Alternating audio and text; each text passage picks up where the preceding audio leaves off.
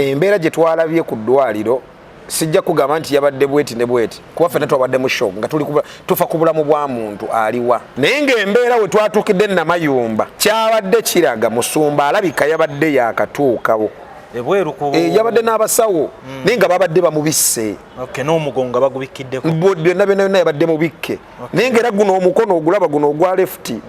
nga tegulina maanyi era naguno eno ogwa right kuba twatuusanga nga twagala mubuuzako naye nga talina era maanyi yabadde talina maanyi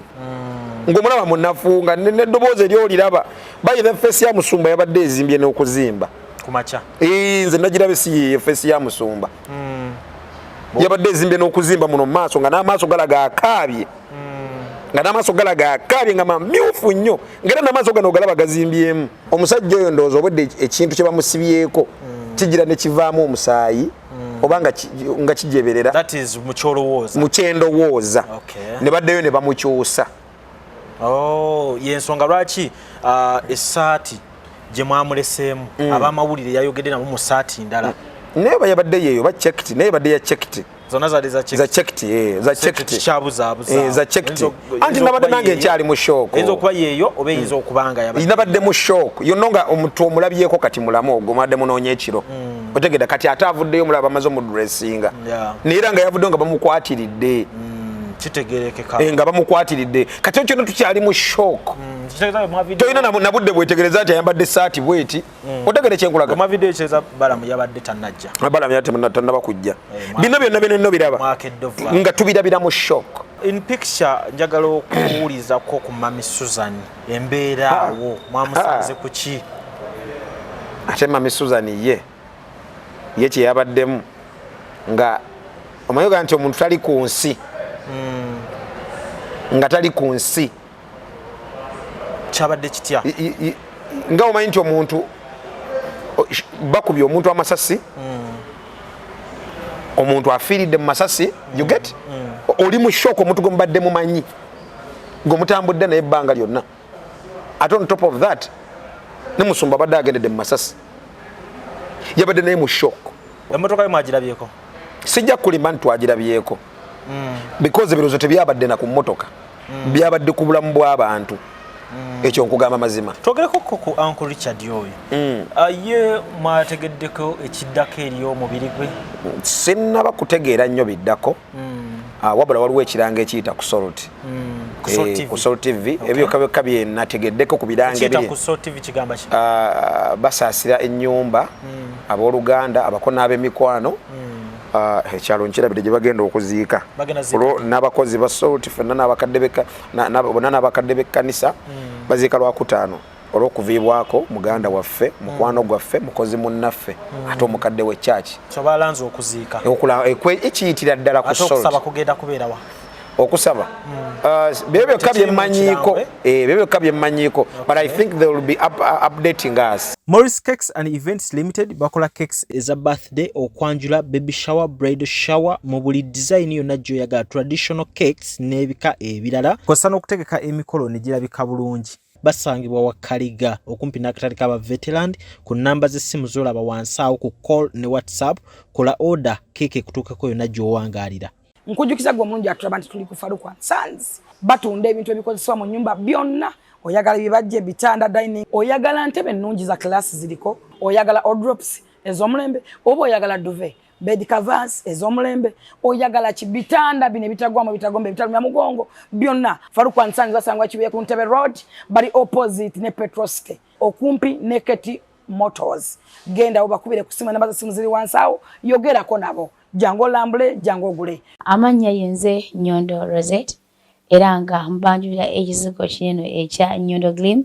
ekizigo kino kikuyambako okubanga ate okiralinga face yo embalabe wena black spots oba binnamakula kikuyamba kati okubanga okiryalinga skin nebirangira bikabulungi nnyo tekyerusa wabula kikuleka kunomo skin yo gwena yali kyetaaze osobola okuyita ku namba y'essimu 052468 0778 waneno mu UAE ate gwe ali e Uganda tulina branch eri Nyanama osobola okuyita ku namba y'essimu 07751508 11. Tumaniza mu International Conference ku Healthcare and Social Worker egenda okubeera mu June nga 21 paka 22 mu Ontario Science Centre 770 John Mills Road North York on M3C IT3 ng'omulomo guli nti Health in a Social Perspective. Oba ogenda kubeera international delegate ojja kusasula Canadian dollars 4 ate local delegate Canadian dollars 3. Mate eno conference tesosola tujja kwaniriza bamaama bataata bakadama babankazi aba human resource ba artists buli muntu akola mu bantu betulize ba social workers ga mu healthcare ba doctors ba nurses ba caregivers ba RPN ba counselors ba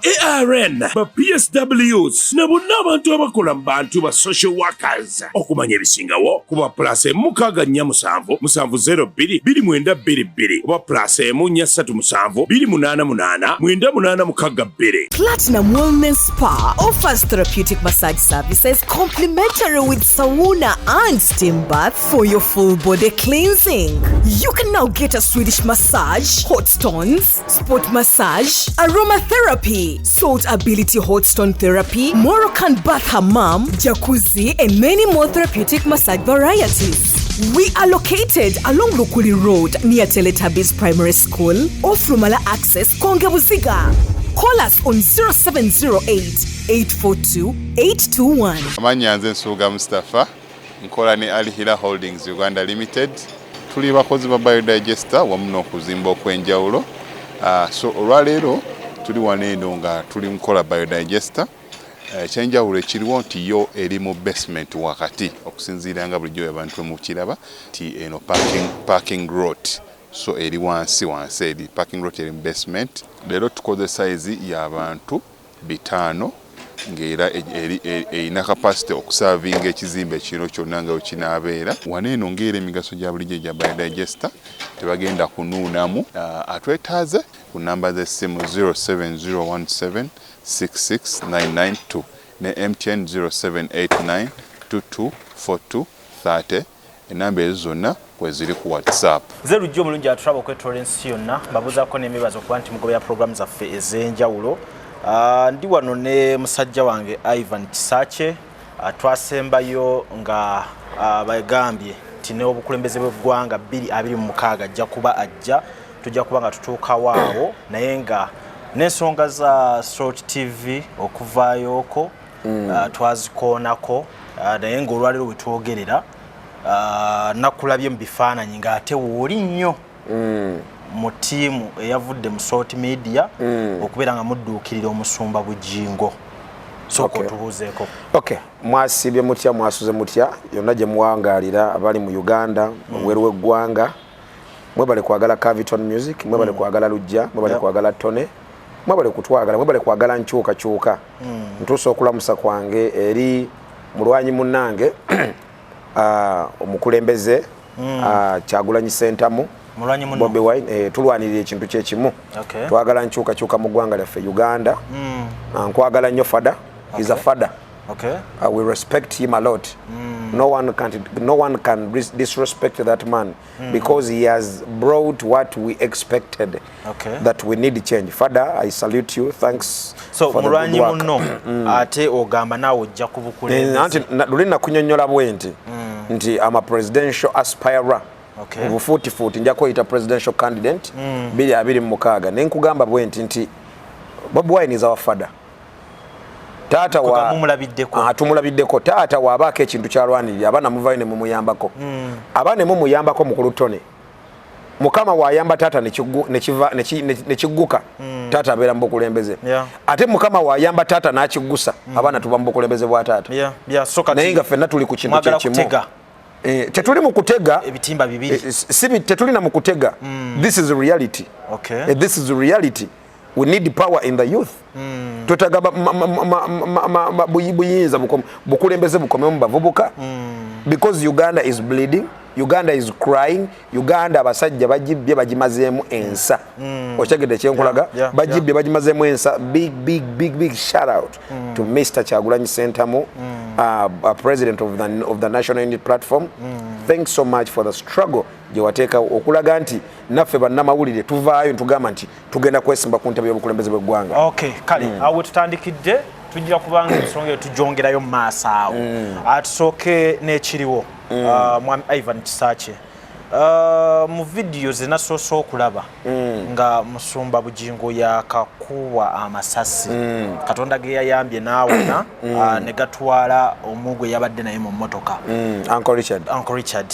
wabadde ne full figure mwami Senkubuge manager esimu awo mwabadde mugenda mu ddwaliro mwabadde muva mu ddwaliro kati nalabye amawulire nalabye post ya Frank Gashumba wenalabye post ya Frank Gashumba mba planning okukuba essimu full figure yali mukozi munnange nga nkyakola ku Salt ne mu family ya Salt nze nasigalayo so wavayo ku Salt naye wasigala oli family kiringa wononyuka ku UBC nonyuka mu bulungi naye ng'okyajjawo okyegedde ng'onyusa amawulire family ne ku Top TV nanyukayo naye ate nkyali family member wonna we nali nkoledde amawulire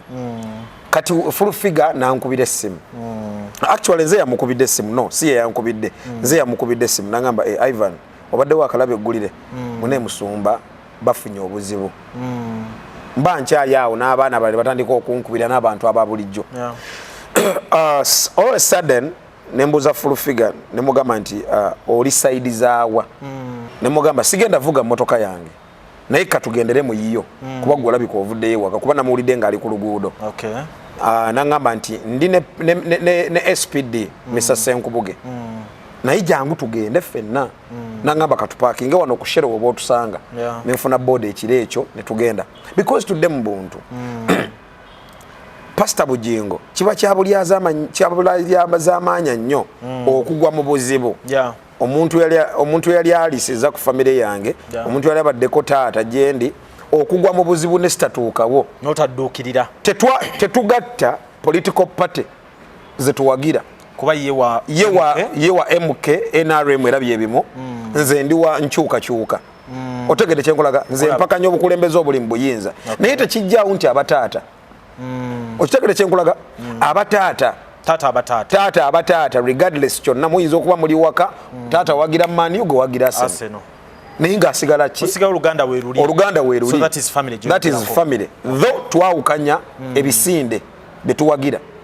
n'obukulembeze yawagira kirala nze mpagira kirala so what am I trying to tell you ebuzibu bwaguddewo nentuuka full figure yabadde ne Mr. Senkubuge ne tugenda tuba tutuuka ku ddwaliro ne batugamba nti bamugyeewo ku ddwaliro so mwatuuse bamugyeewo twaluddewo nti twaluddewo incident we yatuukiddewo twaluddewo twaluddewo nga shooka eba weeri jjukire bakubikira omuntu osooka ssannyalala kuba buli omu beddabika agamba Pastor Bugingo bamukubye amaki amasasi Pastor Bugingo bamusse kati shooka osooka kusanyalalira woobeera bwoti omala okusanyalira woobeera amagezi ne gasooka gakomawokko for something like 5 minutes kati otwalayo eddakiika nga 3 ku ssaawa okonfaminge kituufu kati ffe twabadde buli omu yalimu panic tusaasaanye panic kati amagezi n'okuvuga emmotoka tosobola gijja mu kifo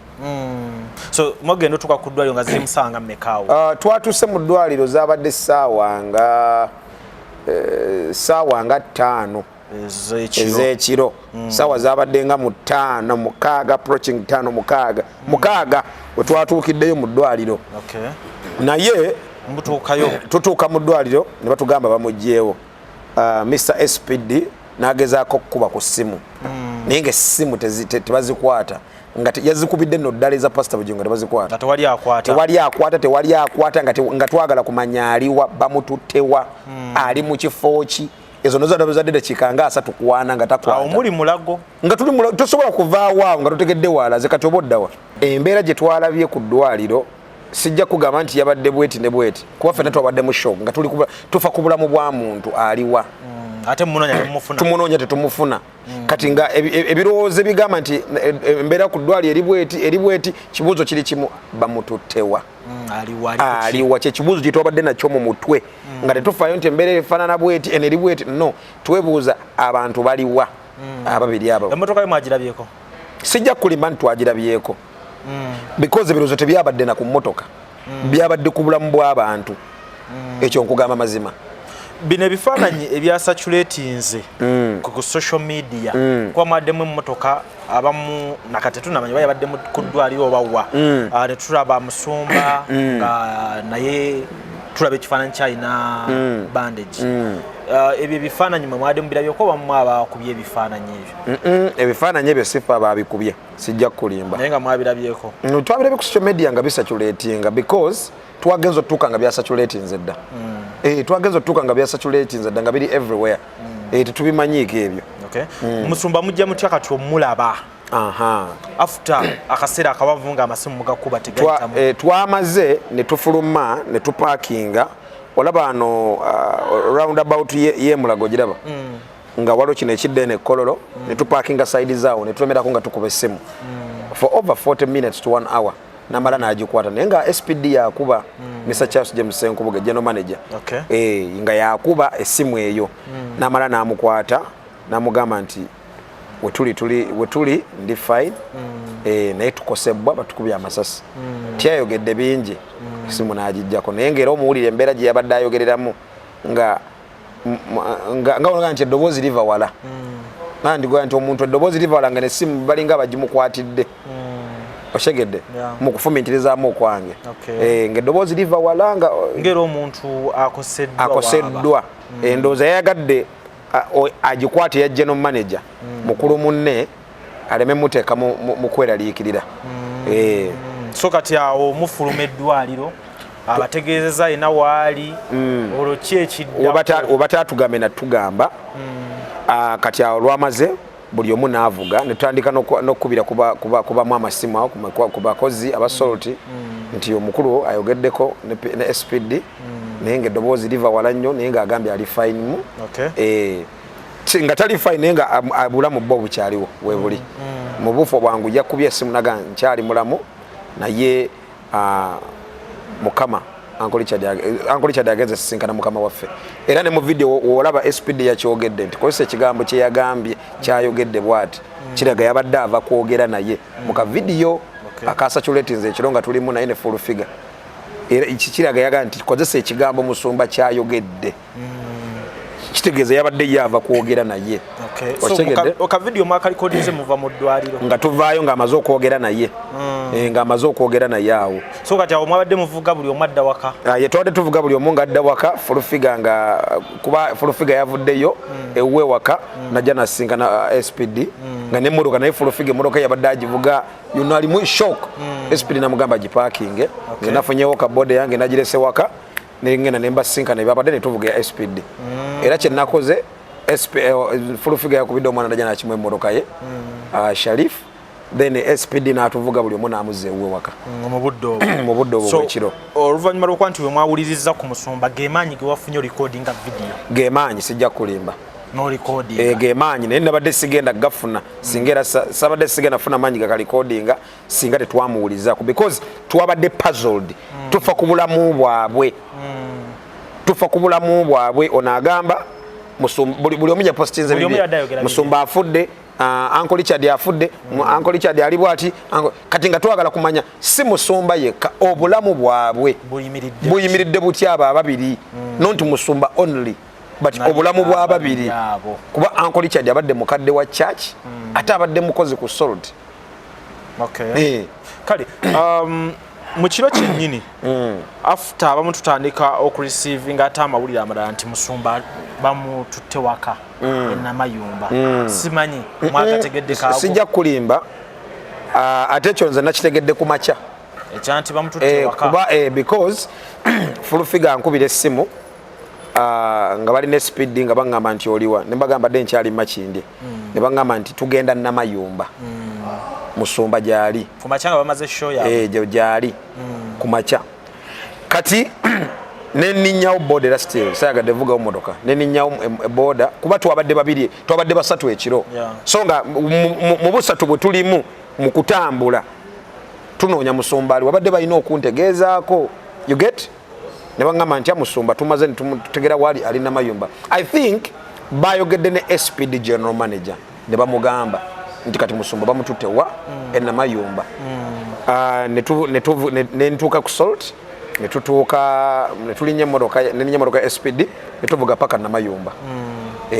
Okay, so kumachanga bukedde. Naye ng'embeera we twatuukidde Namayumba. That is kumacha. Kyabadde kiraga Musumba alabika yabadde yakatuukawo. Mu budde bw'okumacha. Kuba twamusanze wabweru. Musumba. Nga ayimiridde bweru. Yabadde bweru waawo nga yabadde n'abasawo. Bweru ko. Yabadde n'abasawo nga kiraga yakatuuka. Okyagala kyenkulaga nga bakamutuusa naye ng'era n'abasawo we bali. Nga bali mu mukolako oba just nga bagenda bugenzi mukolako. Alabika yabadde yakatuuka. That is mu kifaananyi kye walabye. Mu kifaananyi nze kye nalabye. Nga atuddeko obweru oba nga akyayimiridde. Yabadde Musumba yatuuse nga bamukutte n'omukwata. Babadde bamukwatiridde. Bamuyingiza mundi. Mwe mwatuukidde. Eto yabadde talina maanyi muganda wange. Nga maanyi matono nnyo. Shooko gye yamubaddemu yokka. Shooko. Nga y'amaanyi. Nga waliwo n'abamukwatiridde. Ekifaananyi nze kye nalabye. Kitegeeza yabadde yakatuuka. Namayumba. So oli omu ku baamulabyeko abafunye omukuso. Abaamulabyeko nga twakatuuka. Ngera kiragirawo engeri gye yabadde afaananamu babadde bakamutuusa. Essaati yabadde etya mu mugongo? Musumba babadde bamubisse. Naye ng'omukono guno ogwa left nga omulala tegulina maanyi. Nga ayiseemu essasi. Nga tegulina maanyi babadde bamubisse bubisi. Bogerako nti ekibegabega kyakoze. Babadde bamubisse bubisi. Bamubisse kisooka. Yabadde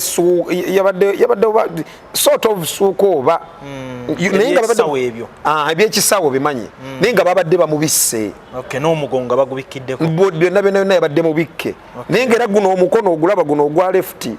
nga tegulina maanyi era guno eno ogwa right. Kuba twatuusawo nga twagala mubuuzako naye nga talina era maanyi. Yabadde talina maanyi. So ne bamuyingiza omudressinga omukolako era abeera abasawo babaddewo ttiimu y'abasawo yabaddewo. Kuba nze embeera gye nalabye nga twakatuuka yabadde bakamutuusa n'abasawo nga balaga weebali. So kitegeeza kijjawo gano agatambudde mu kiro nti mu ddwaliro yagiddwayo kiro kyalibanga bamuleese ku makya. Simanyi bulungi because simanyi bulungi. Njagala n'okwandastandinga kyewaŋŋambyeko nti ku ssimu yabagambye alina waali bamujjanjabira. Okay, tusobola okuba tugattawawo. Bwe tutuuka ewaka wano mwafunyeko ku mukisa Matches yabadde mukosefu bamuyingiza mu mizannyo okuba nti muwulirako ku kigambo kye. Tetwasobodde kwogera naye there and then. Bamujjeko ekyessimu. Kubanga tetwasose kwogera naye there and then because yabadde abasawo ate bagenda te mukola kiera ku makya. Ne bamuyingiza munda ne bamukolako bulungi nnyo naye nga munafu ngumulaba munafu. Ngumulaba munafu nga n'eddoboozi eryoliraba bayira face ya Musumba yabadde ezimbye n'okuzimba. Kumacha. Nze nagirabe si ye face ya Musumba. Yabadde ezimbye n'okuzimba muno maaso nga n'amaaso galaga akaabye. Nga n'amaaso galaga akaabye nga mamyufu nnyo ngera n'amaaso gano galaba gazimbyemu. That is kumacha. Kumacha. Kumacha face ya Musumba yabadde zinga omulaba ali munnaku. Fa abantu abakola psychology otunuli omuntu n'amanyi nti omuntu ono yasuze munnaku. Waliwo ekitatambula bulungi. Yasuze munnaku nga n'amaaso gamyuse ga kiraga yafiiriddwa muganda we. So mukumuzze wakitegeeza bamuleetedde mu ambulance. I think so. Yeah, I think so. Because if wombeereyo kuba ba doctor babadde abasawo babadde bakatuuka. Abasawo babadde bakatuuka ne bamuleetedde mu motoka. Motoka zabadde waawo nnyingi. Emotoka zabaddewo nnyingi. Jjukira oli public figure. Yeah. Oli public figure. And on top of that he is a pastor. Yeah. Otegedde ate ayina emikwano gye mingi nnyo. Gyawulidde amawulire ne baddukirawo baga nti kati bano mbeesiga. Otegedde kyenkulaga. In picture njagala okuwulizako ku Mami Susan embeera awo mwamusanze ku ki? Ate Mami Susan ye kye yabaddemu nga omanyi nti omuntu tali ku nsi nga tali ku nsi kyabadde kitya nga omanyi nti omuntu bakubye omuntu amasasi omuntu afiiridde mu masasi you get oli mu shock omuntu gomubadde mumanyi ng'omutambudde naye ebbanga lyonna ate on top of that ne Musumba badde agendedde mu masasi yabadde naye mu shock era nga talina masimu nga era nga bamuliko naye ne bamubaddeko mwasanze mukyala Susan wali wabamuliko you know nga basawo nga bantu babuli babadde bantu babenda n'abantu ewaka okubuddaabudda omuntu ebitali fine era nga naye omulaba naye yasuza akaaba nga ne face yo giraba yasuza akaaba embeera ya munno mukabi embunno mukabi nga naye omulaba naye embeera gyalimu ya you know muntu yasuza akaaba face ngenda nayo giraba ezimbye muntu ali mu nnaku so namwe ne mumwegattako tumwegattako tugamba munnayo tuli family you know wali waka regardless twawukanya political parties zetuwagira naye wali waka so mwatuuse okuvaayo nga musumba mufunyeko omukisa musumba bamututte nasooka ne bamudressinga n'awummulamu namu n'awummula namu wayitawo ku bbanga lya ssaawa nga 4 n'avaayo ssaawa nga 4 ku 5 n'avaayo nga awummuddemu asooka aveemu kiri ekiyongobero nemulabawo ko enjawulo weyawummuddemu mwalabyewo enjawulo weyavuddeyo era enjawulo teyabaddewo muganda wange abadde akyazimbye efeesi era nga era okyagiraba tali fine nga naye bamubikkudde kati ayambadde essaati kati weyaviriddeyo eri waggulu abasawo nga bamudressinze kuba n'otwajjidde babadde bamubisse babadde bamubikidde nno ddala bino ebyekisawo kati afterwards ne bamwambusa waggulu bamaze ssaawa nga 4 ku 5 ssaawa 4 ku 5 waggulu eyo nga bali eyo bamukolako it was a team of doctors kuba nze nabaddewo ewaka twatuuse so we bamukozeeko n'asobola okuddamu okwambala engoye n'addamu n'ayamba era basawo bavudde era waggulu nga bamukwatiridde if they were doctors nga bavudde era bamukwatiridde so bamusibye omugongo kuba kigambibwa nti waliwo essasi eryamuyiseeko ne bagusiba ekyomugongo abasawo babikozeeko basawo bo bakoze mulimu gwabwe because era we batuukidde babadde bamuliko it was a team of doctors. Dwaliro nalabye mu kifaananyi ekyasoose nalabye ng'alina bandage wano ku mukono. Ku bino bye nasembyeyo okulaba basafunye mukisa kubeerawo mu press conference ewakaawe. Naye wazzeewo nga ate press conference yabeereddewo nze nabadde nvuddeyo. Obadde ovuddeyo. Waviiriddeyo bandage eya wano baadde bagimuggyeeko. Ani musumba? We yaviiriddeyo babadde no musumba ffe twatuukidde babadde bamubisse. Timu y'abasawo kati bavuddeyo waggulu era bavudde bayibe nga balina era kyebamusibyeko obadde bamukyusa buli dakiika kuba era bwe yamaze okuvaawo essaati gye yakoleddemu interview si essaati ate ffe gye twamulekeddemu obadda musumba obadda nze kyemmanyi obulumi kyenalabye omusajja oyo ndowooza obadde ekintu kye bamusibyeko kigira ne kivaamu omusaayi obanga nga kijeberera that is mukyendowooza ne baddeyo ne bamukyusa yensonga lwaki essaati gye mwamuleseemu abamawulire yayogedde nabo mu saati ndala naye bayabadde yeeyo bachecked naye badde ya checked zonna zaali za checked za checked anti nabadde nange nkyali mu shock eyinza okuba yeeyo oba eyinza okubanga nabadde mu shock yonna nga omuntu omulabyeko kati mulamu ogwo mwadde munoonya ekiro otegedde kati ate avuddeyo mulaba bamaze omudressinga naye era nga yavuddeyo nga bamukwatiridde kitegerekeka nga bamukwatiridde kati ekyo tukyali mu shock toyina nabudde bwetegereza nti ayambadde essaati bweti otegere kyenkulaga amavideo kyeza balamu yabadde tannajja balamu yabadde tannaba kujja bino byonna bino biraba nga tubirabira mu shock okyali mu kyamagiro okitegere kyenkulaga kyamagero naye nga ate tuli banakuwavu era still yabadde ntiisa nga tukyali mu banakuwavu still Uncle Richard agenze kati nga tolina budde bwetegereza saati kyova agamba sikyagijjukira gye yabaddemu kiringa ng'ofiiriddwa omuntu ow'omunda tojjukira bye yabadde kati nsobola okugamba nti enfa ku bulamu kati ate nga n'ekirala tuli ku famire ya Uncle Richard because eri ebadde famire kiri kye nagambako salt is a family tebasobola kikola muntu ono yekka wabula n'omukozi omulala era waafuna obuzibu obwo it is a family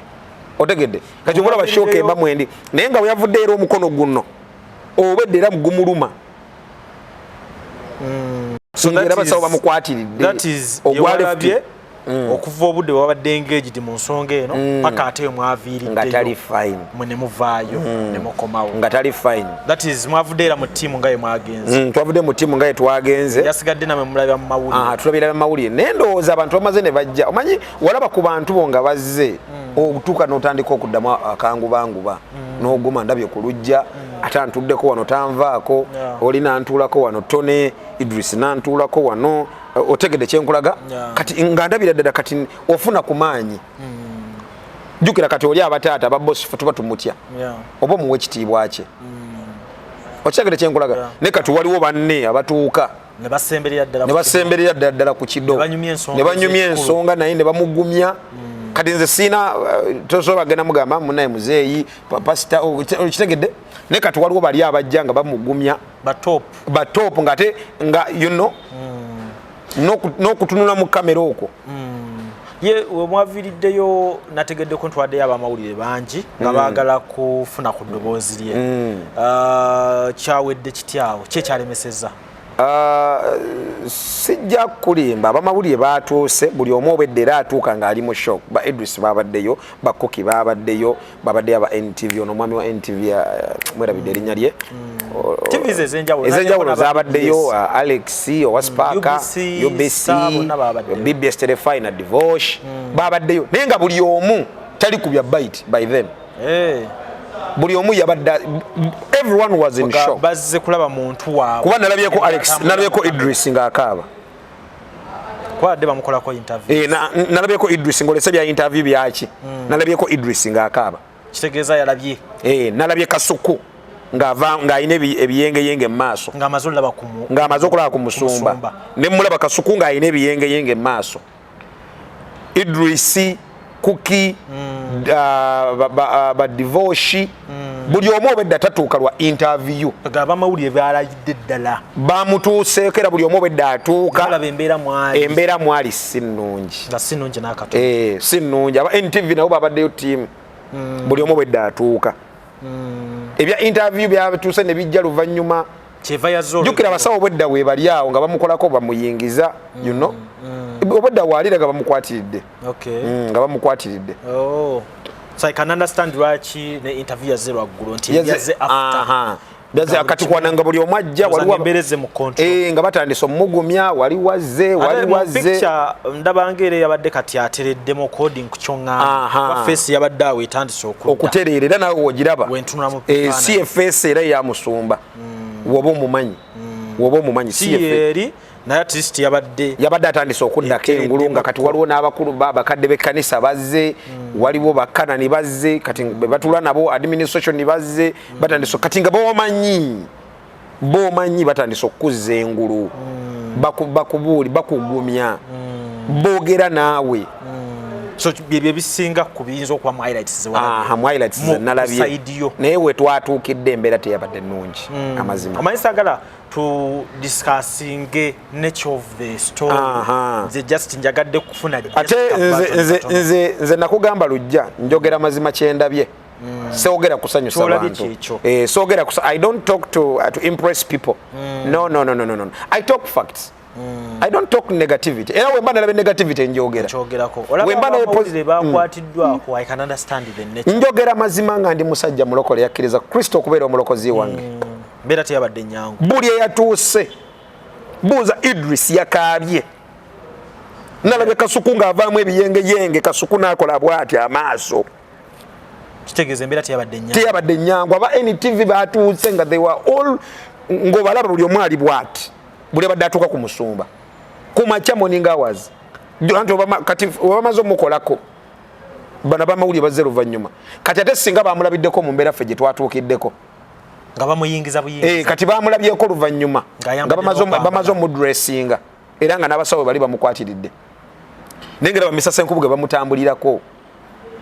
otegedde kati oba bamulabyeko mweyo embeera nga buli omu akwatako bw'ati ku mmunye kati singa bamulabiddeko wali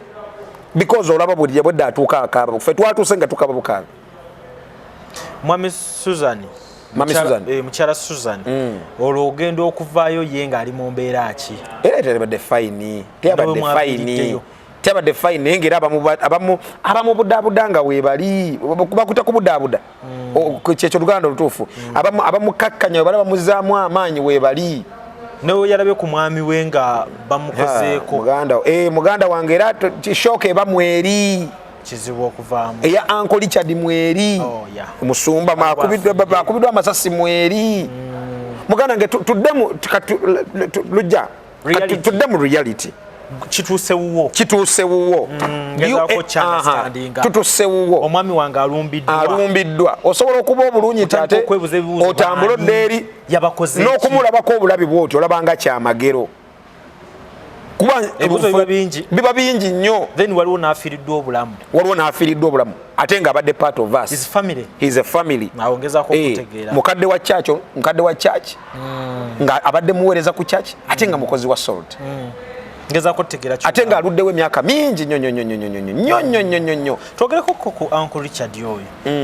ye mwategeddeko ekiddako eri omubiri gwe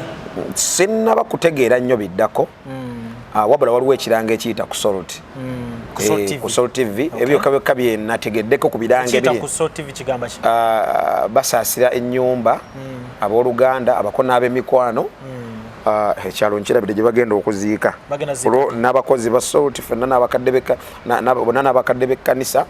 baziika Lwakutaano olw'okuviibwako muganda waffe mukwano gwaffe mukozi munnaffe ate omukadde w'ekyaki balanze okuziika ekiyitira ddala ku Salt okusaba byo byokka bye mmanyiiko but I think they will be updating us updates here ku TV naye nga Uncle Richard was a darling musajja mulungi Uncle Richard was a darling bale simulabangako Uncle Richard kyensobola okwogera okusamalizinga ku Uncle Richard he was a born again Christian musajja mulokole abadde mulokole abadde mukwano gwa musumba nnyo nga gyenkomeza tight friend nnyo bati olanga nogamba nti lwalaku nga naye mukwano gwange friend wange abadde ba mukwano nnyo bebano betwita wrong time friend webale nga ne wamala emirimu gye ajja wanyuka ajja ku Salt n'asinkana ku mukwano gwe nga ne waba avudde gyavudde because ku Salt buli omu alina part time job mulimu abalina part time job mulimu abalina full time jobs oli amala n'akola ku bibye oli agenda n'akola ebibye n'akomawo n'akola emirimu gye mulimu ku Salt ng'oli akola lunaku lumu mu wiiki kati nga wamala emirimu gye nejja Salt gyawedde najja n'abeerako ne mukwano gwe otegede kyenkulaga ne banyumyamukko nga babeera bonna batambula bonna otegede kyenkulaga so ofunyeyo an update as panao ewaka era bakyali mu mbeera ya nnaku era kuteekateeka kwa kuziika kyekigenda mu maaso naye nga ye musumba improvise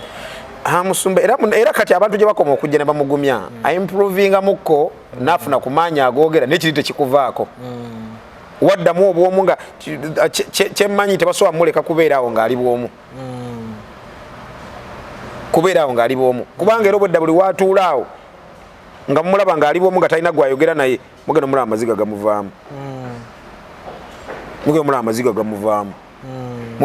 gamuvaamu kati nga oyina byajjukira oyina byalowooza thank you ekagamba embeera n'engeri gyemunyigiriza nga mulina okuba nga mwogera naye ate nga n'abasawo bakasawo nabo nga bamuliko nnyo kubanga public figure balina omujjayo ayogere n'abantu sigamba nti ali mu kitanda awo yebasawo mugende buli omu amulabeko you get avaayo ne boogera naye nawe nabadde wali namuŋŋoona nafunye omukisa ogutuukawo ewabadde incident eyo naye abantu baawo naddala ababooda bagambye nti abasumba bano basaana security eno ey'emmotoka okubawerekera negoberera oba emabega tuyo olowooza ki ku nsonga eyo teri bukuumi butava eri Katonda ku Pastor Bugingo now we are generally public figure omuntu yenna matter of seba pastors generally omuntu yenna Katonda yakuuma first of all ngenda sooka nkuzeeyo kemabega ekyali mu Arua ku mukulembeze Bobi Wine Kyagulanyi Ssentamu wajjukira incident yaliwo Edi Muto yaliwo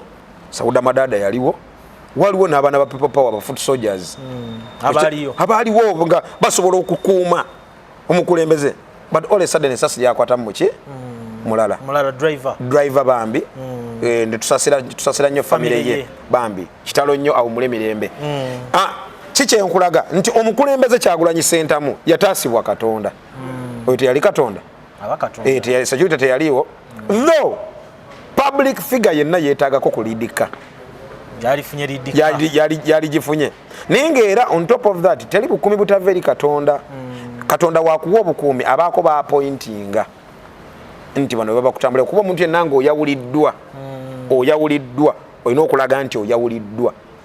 kubanga level y'obunene gy'oliko n'abalabe boolina be bajja kyendaba mu bya Katonda nga tutunulira kati okukkiriza nti Katonda wabanga yagera nti Ankoli Kyaddi aliva mu bulamu bw'ensi eno mu kaseera awo anti ne Bayibuli ekyogerako nti namanya nakumaato nazaliwa nenkufula nabbi w'amawanga I know your plans yatuinako plan yagimanyi ye Katonda mu plan ya Katonda yawa Pastor Bugingo omukuumi Ankoli Kyaddi tabadde mukuumi anti kati manya nti ebizibu bwali tuuse ku Pastor Bugingo twogera lunaku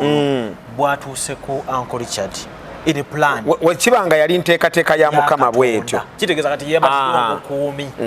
ye yakuumye embeera ya sijja kiteeka nti yabadde omukuumi kuba lujja oba otambula n'ettone ng'oli ayagala kutuusaako bulabe ne butuuka ku ttone tabadde mukuumi wo obadde ne mukwano gwo but all a sudden bigenze bubi ku ttone obulabe bubadde kubagala kutuusa ku ttone amini ku lujja ne babutuusa ku ttone tekitegeeza nti ttone abadde mukuumi wo otegedde kyenkulaga so byonna tukyatambulira mu God's plan teri kibaawo nga Katonda takimanyi akale Mukama akere ku makya agambe lujja enkya toliiwo osobola okusigalawo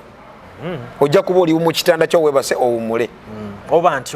otya ye Katonda yasigazeyo ate nga Mukama let me tell you one thing Katonda asobola okubuulira n'olunaku lw'ogenda okufa God can tell you olunaku lw'ogenda okufa wobanga oli kyaliiwo ennyo ng'oli mukkiriza ng'oli kyaliiwo ennyo Bayibuli mu bitabo bitukuvu Bayibuli yogera mu Yeremiya 3:3 Jeremiah 33 call me and I will show you hidden secrets mumpite n'abayitaba nja balaga ebyama ebikusike waliwo ekyama ekisinga okufa kyama Katonda kyasinga okuba nakyo ekyo yakyesigaliza kati wagamba nze wongamba lujja nti mpita nkuyitaba nkulaga ekyama ekiri munda kyama kikyo kyobolowooza kyemagenda okugamba kitegeeze Mukama osobola omuga nti Mukama naafa ddi nyamba ombuulire fega buli muntu singa yafuna omukisa ogwo kulwaki mumukkiriza kulwaki abantu bagenda ku ndagu ne babalagula nti oyagenda kufenja kulwaki kyo bakikkiriza kulwaki temukkiriza yabatonda oli nakkiriza nti ku ndagu oyo enkyagenda kufa ate naakola ki otegera kyenkulaga naafa kulwaki okkiriza nnyo endagu ate n'oleka Katonda eyatonda ensi n'eggulu kitegeeza Mukama asobola okukubuulira anyways kale ku nsonga eyo ekyo Ivan kyasobola otuwaako ekyensobodde okuwa nabategeezeza tetwazze kwanalizinga mbeera twogera we kyabadde twagala just to respect the fact nti tuyina police tuyina oba ebitongole ebyenjawulo mu security ebikyahandolinga ensonga kubanga ekyatuusewo gaabadde masasi kyekiriwo era ebyazzeeko mwe ne mubeera nga buli omu yakubiddwa essimu webale abasobodde okudduukira kiri kyoyogedde kyanti mata eziriwo kati security yeyina okugenda mu maaso n'ebyo yejjo bibawa security yejjo bibawa ku Ivan Lujja Ivan Kisakye lujja n'ebiriwo n'ebijja mu maaso mu future tutookere wano Musumba awagira government yeriko MK project Ivan omwana eyakere bachana itako mu mikono gya Musumba ate ye awakanya ideology nkiwakanyiza ddala nze mpakanya nnyo obukulembeze obuludde mu buyinza ebbanga ddene nze njagala nnyo enkyukakyuka njagala nnyo enkyukakyuka obulamu bwange bwonna ate ekisinga okubeera ekizibu mu nsonga eno kwe kuba nti o respectinga Bobi Wine era omuyita mukulembeze ye mukulembeze wange Bobi Wine nojja mu kifaananyi saawa eno mu Uganda ekisanja kye tulimu nze omukulembeze mmanyi omu njogera mazima nkyano nyengeje nkutwala serious ku kyoliko gwe nakera ku macha n'ennonda njogera mazima nalonda Bobi Wine Kyagulanyi Ssentamu era nze bambuuza gwe okera ku macha n'obaako omuntu gw'olonze ye mukulembezeewo gobolonze regardless waliwo ate ayiseemu bakoze eki wabula gwe gw'olonze ye muki yabeera omukulembezeewo kuba gwe walinamu essuubi gwe nalinamu essuubi nze wonkeera ku macha n'ombuuza ani president gwe walonda nze nalonda Kyagulanyi Ssentamu macha zinyaga utereze eggwanga nti wasigala waliyo oyo omulonde gwoba olina okugenda naye omulonde nze saamulonda kale kisaje tujja kutandikira ebyobufuzi nga tutuse wali mu kakuyege nga bikutte wansi ne waggulu awe bigamba bajja kuba babiwulya bulungi abiga bajja kuba babiwulya bulungi omu aleete eno n'aleete eno bijja babitegereka kuba ke kaseera ngenda kuba nga nkwerekereza essaawa eno simanyi bubaka ki bw'olina eri bantu obubaka bwenina eri abantu nze kino nkyogera nnyo buli wembeera tulokoke bayibuli egamba yesu lyekkubo gemazima n'obulamu otuuka mu ggulu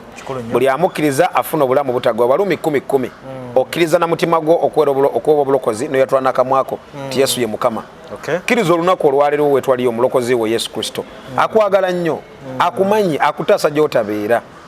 akutaasa nno gy'otabeera muganda wange the bible says in Deuteronomy 28 nti oli muto toli mukira oli baggu toliba wansi n'amala nakkirya wansi n'agamba nti abalabe bo balijjira mu kkubo limu ne basasanya mu makubo 7 omuntu ajja okukulumba ajja kuba omu lujja asasanye makubo ameka 7 kati ukkiriza yesu abeera omulokozi wo musembeze mu mutima gwo mwatule mugaye yesu nkwagala nakulwaliro nkyaliraako nakulwaliro jangu obeera omulokozi wange nzikiriza emiza gya sitaani njeeganye neganye emize emibi neganye ebikolwa by'omulabe sitaani nzikiriza njatula obulokozi olunaku olwaleero yesu akwagala yesu akumanyi ate waali ali willing okwaniriza mu bulamu bwe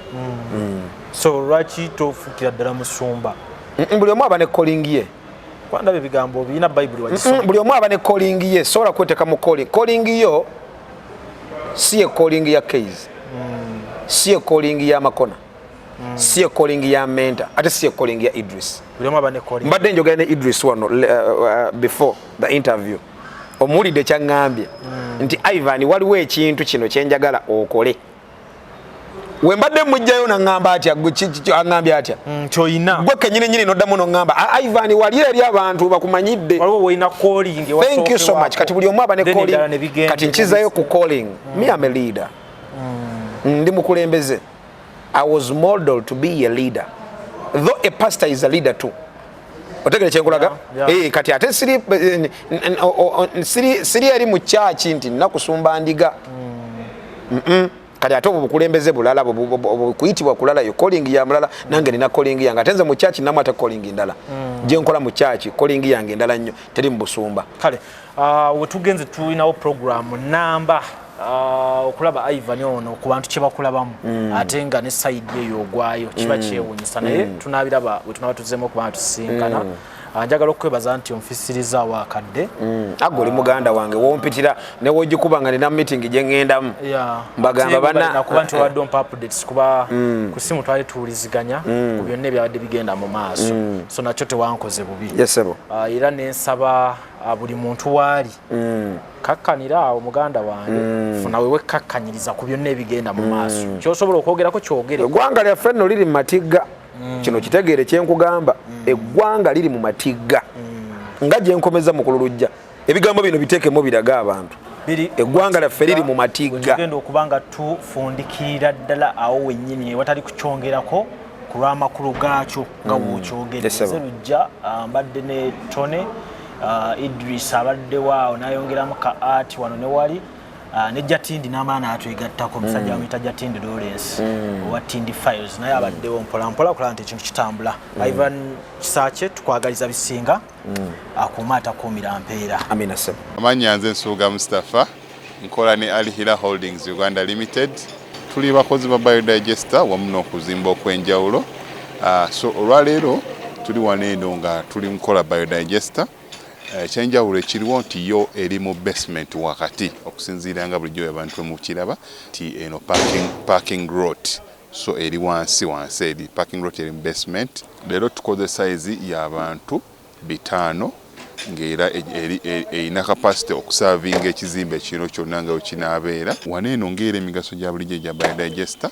tebagenda kunuunamu. Atwetaaze ku namba z'essimu 07017669992 ne MTN 0789224230 enamba ezo